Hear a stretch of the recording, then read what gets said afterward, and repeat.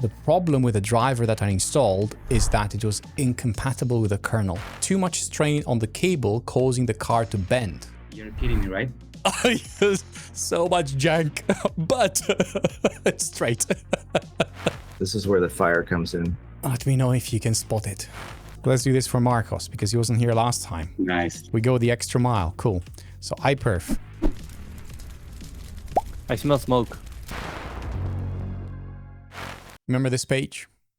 When I was sharing about how Mellanox EN is the best way of installing things, because I was mentioning that Inbox has an older version. Apparently, I was doing it wrong. You need to get Doka host. I just didn't make the connection. So I basically stopped reading after like the first sentence. Inbox drivers, no. I tried those. They didn't work. Exactly. Second paragraph, I didn't even, but that was the important one. I tried to run an upgrade, and the problem with the driver that I installed is that it was incompatible with the kernel. And because the kernel extension, it wouldn't work. So I went on the forum, and Shiv was saying, hey, you can probably swap the EN driver, the Ethernet driver, to the new Doka drivers. And that was the thing. So what I installed initially, I had to uninstall and do it all over again because I just like had the wrong approach. So this is something which I've learned. And this was like only yesterday, very recent. All right. You'd think that was the end of it. So these are some TikTok comments.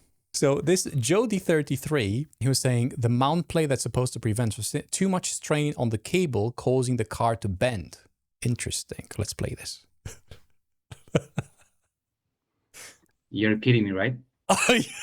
So much jank, but it's straight. Literally, take a tie, a zip tie, make it straight. Because there was like the cable was bending, right? And I'm willing to bet the amount of fixes like this that there are on actual data centers. I don't think this is jank. I think this is just production, and that's it. Yeah, this is real experience, right? Like field experience. There you go. So I fixed it. There's going to be another short on that. Do you see a problem with that networking card? Because there's something very unsafe about it. 7 cents. For your last 10 transactions, please press 1. Like a wall. Oh yes, I keep the bank rolling. Like a wall. Sipping lean, big paper. And the second one was, I'm more worried about not having a fan on it. Okay. Okay, so this is more interesting. This is where the fire comes in. Let me know if you can spot it.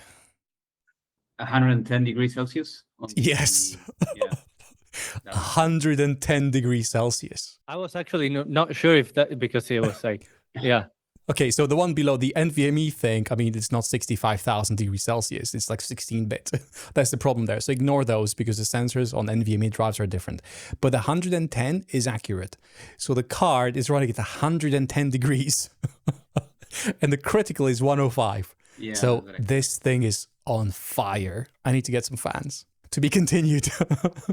Well, at least you're not trying to do like 700 or 800 gigabits per second or... Oh, yeah. Well, Shiv is. So I'm very curious to hear how that's going. Yeah, so like apparently like an 800 gig thing is in the works. And I'm very curious to see what he does next. But anyway. Me too. All right. Did you actually get a chance to actually set it up the last time? I wasn't able to attend. Yeah. Yeah, I mean, that's what the video is. Like the short version, which is 30 minutes, the one on YouTube that was just published like an hour ago, 2 hours ago at this point, has like the whole setup. Right. But Did you get to 100 like gigabits? Well, how about I show you live? Because you're here and the things are happening live. So let's see. If you hear any fire alarms, this is fine. Yeah, well, it's a fanless one. There's no like I like things to be quiet. So all alarms are suppressed. Nice. You know, we were talking before what to do with your kids regarding the home lab. Why doesn't Noah just blow at the card? Yeah, I think he will have to, yes, because right next to this is like his PC, the gaming PC. Yeah, I And remember you know that. Yeah. And that thing is running hot. So yeah. All right. So let's do this for Marcos because he wasn't here last time. Nice. We go the extra mile. Cool. So iPerf.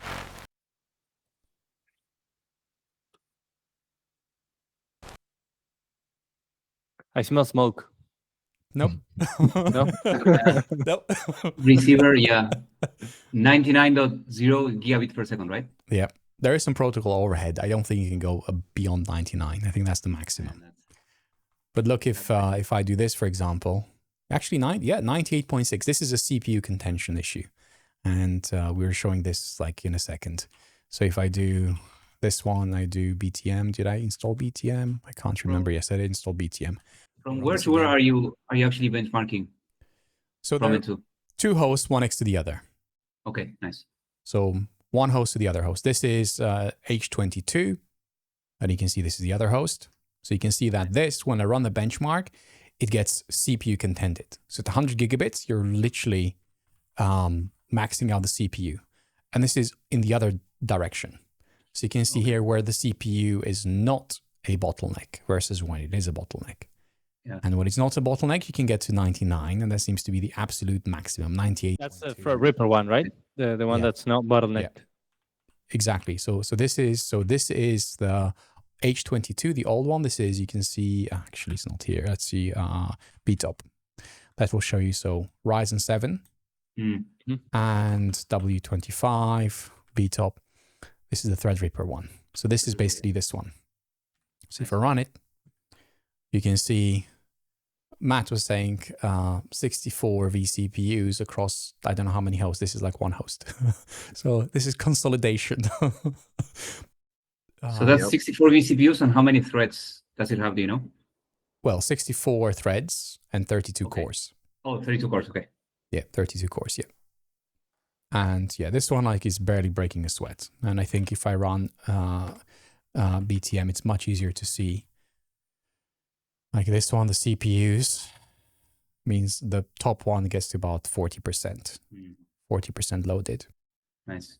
The cable that you're connecting the cards is like fiber, I would assume? It's the Mellanox, NVIDIA Mellanox. It's a direct attached QSFP28. It has modules built in, so yeah. Nice. Yeah. But if you watch the video, I mean, that's where everything is, like the recording. We capture the card, we capture, it's, there were quite a few interesting steps to go through to get it all working. But now it is, even though it's hot and I got some fans and I'll need to set them up. I got some Noctua fans. Does the storage actually supports that amount of speed, like NVMEs and all that, or you're going to be So- capped if you want to like So download one something? right, so one NVMe, so this one, so let me just share a different screen. Well, you can do write, I would assume, right? Which is what you probably have. Yes, you could. You obviously you need to generate that much on the other end, right? Like data wise. So that's, I think, the Samsung 9100. So let me just share the browser. The new system is running this 9100 Pro. And I think in terms of benchmarks, let's see if we get them. The 2 terabyte one, you get 14 Megabytes per second, right? So 14 gigs. 14,000. Yeah, 14 gigs, yes. The Apple NVMe, so if you run the Apple hardware, that's about 6,000 megabytes per second, and that's typically half.